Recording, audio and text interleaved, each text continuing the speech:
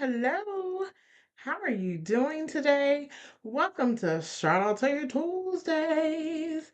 I hope you're having a fabulous week. I mean, it's only the second day, but still, you may have had some trying times, things that's been going on. I mean, there's no telling.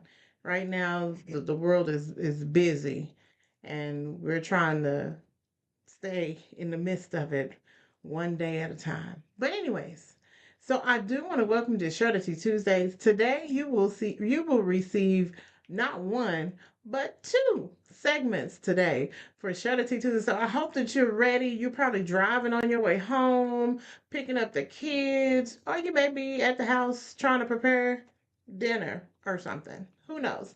But anyway, so tune in because today we're going to talk about two important things. On this segment, we're going to talk about the Big C because it's Cancer Care Series Day.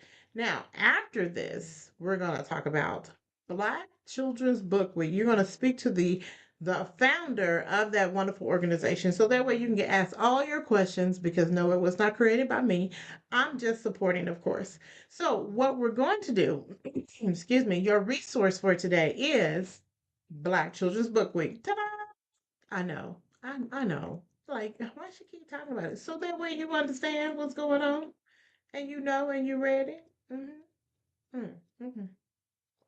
Okay, so let's go ahead and get started because with the Cancer Care Series, we are introducing and talking about a variety of different things. And if you are ever a person or a professional or and survivor, thriver, or a caregiver, whomever that would like to be on this segment, you are more than welcome to join on the segment with us at Shirley T Tuesday. So I just want to say that disclaimer first. And I do want to say that today's segment is brought to you by It Is Written. So I do want to shout out A Table in the Wilderness. She always provides me with wonderful resources. And so they have cancer series. You can see this little card here. This is what I'm using. So they actually have cancer series that they discuss a variety of things. And so the first one is called the Big C because when you get diagnosed, it's like, what? What is this? And a lot of times we start to feel defeated, right? All right, so we're going to go ahead and get started. I do want to tell you this is Cancer with Dr. Neil Needley and John Bradshaw from It Is Written. So I hope that you'll learn something while you're interacting or listening to what they're saying. I do want to say that this is not meant to impose any type of decisions or any type of faith or religion onto you. It's just for you to listen for your informational purposes. All right. I hope that you enjoyed, and then we'll come back and we can have. We'll come back and then we can have a little discussion. Let's see if anybody has any questions or concerns about this matter. All right. Y'all ready? Okay, let me see if my tech crew is ready. Look, my production team, they got to be ready. My production crew has to be ready. Okay, here we go.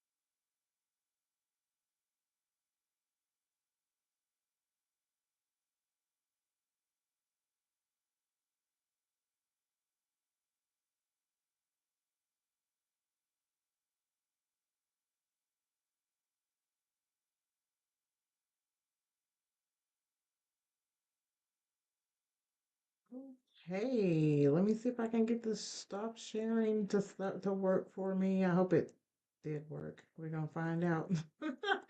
Okay, so I hope that just by listening to that wealth of information of how where cancer come from and how it's developed and how it multiplies and things that we can do to be a little bit more proactive about our health.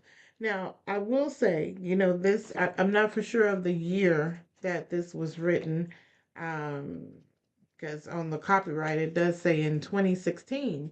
And so if it says from 2016, I'm quite sure that medical research has expanded quite a bit since that time.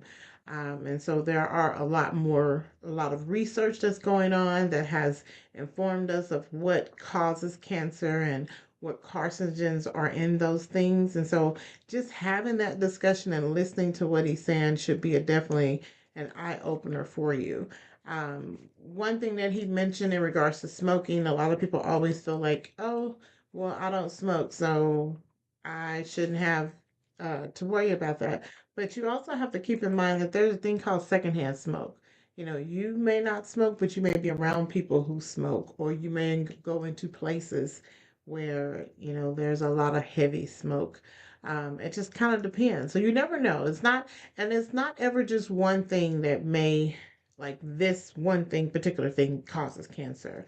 There could be a variety of things, and also it could be of your genetic makeup. If you have a family history of cancer, that's something that you need to be alarmed about, something that you need to definitely make sure that you're going to get genetic testing or even screened earlier than what's recommended, just to make sure that you're doing everything that you need to do for you and your family and your loved ones. So, the big C, there was a lot in that video. If you guys have any questions, I mean, I would appreciate if you would let me know if you have any questions, and I would try to get those questions answered for you, and even just having that discussion. Because trust me, if he already told you how many people, oh, sorry, if he already told you how many people are going to be diagnosed with cancer, that could be someone in your family.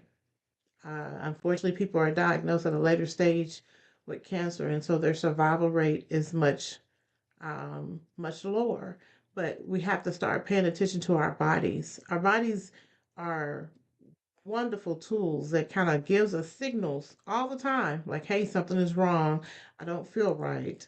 And a lot of times we ignore it. We keep moving, we're like, oh, it's okay, let me just take some Tylenol and go and do something else, instead of being alarmed and go to the doctor to see what's going on, or to see, hey, this seems strange, what is going on, can you run some tests? And I know people don't want to have to make a bill, and you don't have to want to pay for this and pay for that. But can I tell you something? Your life is so much worth it.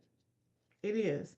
Your life is so much worth it for you to find out and to recognize what's going on and to catch it early than for you not to do anything and then you suffer in pain and then the ultimate ends up happening. And I know people say this all the time, and sometimes I wonder when they say that, do they really understand what they're saying? Some people say, well, people, you got to die some kind of way, or people die all the time. Well, yeah, yeah. Okay, we know people die every day. We know that. And we know that we all are going to have to leave here some way or another, right? But if your choices can help you extend your lifespan when you want to take that. I mean, when you if I make a decision that, hey, I'm gonna go to the doctor because there's problem with my hip or there's problems with my back and I need somebody to look into that, and they discover that it's something that can be treated versus I just ignore it, and then months or years later it's something that metastasizes into something that's terminal. I mean, we all have choices, right? We all have choices. We have the freedom, the free will to do whatever that we want to do. I just always encourage everyone just to think about what you want to do. and make sure that it's the best decision for you.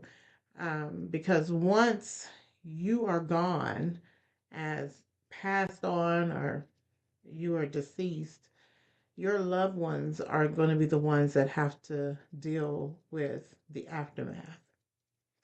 And I say that because in this cancer series, I want to address some issues that happen within the cancer family where people are diagnosed and they don't tell their loved ones. They don't tell them at all. They go through their treatments all by themselves. They don't want anyone to know. They don't want to ask. They don't want to hear or have to ask 1,000 questions from people. They do all of that by themselves. And to me, I feel, this is me, I feel that if you do it all by yourself, that has to be quite lonely. Because when you start going through those treatments and your body is responding to the medicines and things start to look a little different on your body, losing hair, and you bruise easily, your skin, you get skin tears or skin tags or just anything. Not able to hold food down because you're nauseated and vomiting all the time. I just think about all of that. If you're going through all of that by yourself, to me that makes me very sad because I would like to have somebody, just one person that I could call on and say, "Hey, I need to talk to you. I'm not feeling too good. Can you bring me a ginger ale or do something?" Right? Or, "Hey, I need you to take me to the emergency room," or whatever. I just feel like you shouldn't do it by yourself. But that's just me, right? This is just my opinion. But um, this is also part of the reason why I decided to start the Cancer Care series, because I've come in contact with so many beautiful young people, and a lot of times they're doing this by themselves. And sometimes it's not by choice. So I'm not going to get on my soapbox, but that'll be another segment that we can talk about with the Cancer Care series. So I hope that you enjoyed what you heard today um, with the big C. And what I've told myself, and anyone that has been newly diagnosed, don't be like me to where you feel like, "Oh my God, I'm about to die." No, we're not going to use this word, this mouth. I'm sorry. We're not going to use this mouth to curse myself, right? We're going to use this mouth to speak healing over ourselves, to speak positivity that, hey, I'm going to get through this. This may be the worst thing in the world that has happened to me, to be diagnosed with cancer, but it's not the end of the world for me. So I always encourage you to be positive, even though it's hard, even though your body is hurting, your friends and family probably looking at you strange and all this other stuff. But I encourage you to reach out and get the support that you need. So if you need to talk to someone that will listen. That's they don't know your story, or they just want to be there just to do what they can, even though they may not do a lot, but they can do what they can. That's important.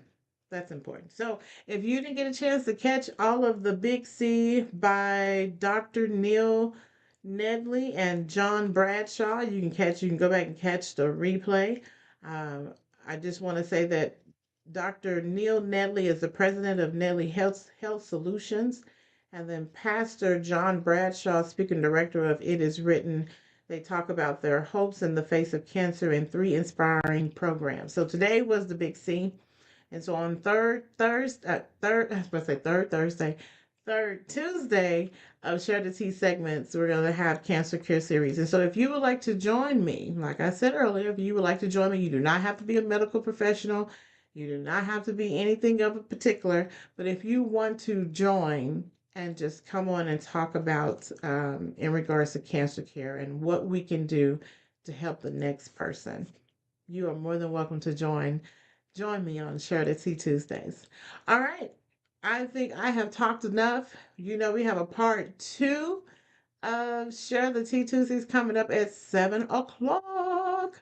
So you have roughly about 30 minutes to relax, get you something to eat, get the kids together, and then come back on this stream on Share the Tea Tuesdays. And we're going to talk with Miss Veronica Chapman. And I'm so excited to bring this to the state of Oklahoma. So I hope you come back and join us. Remember, follow me on social media, on all social channels except for Snap of the Chat. Y'all should know that by now. And follow me at Share the Tea with V, or just type in Share the Tea LLC, and hey, I should pop up everywhere. And even subscribe to my YouTube channel. And I only need, I think, probably 8 more people to follow me on LinkedIn. So if you're on LinkedIn, because I'm trying to go live there as well, if you're on LinkedIn, please go and follow Share the Tea LLC. And that way I can be able to connect with even more people across the globe. All right. Well, I'll be back and I'll see you at 7. I am going to say still be what? Be intentional, be insightful, and definitely be impactful in everything that you do. All right, I'll see you at 7. Have a good one. Bye.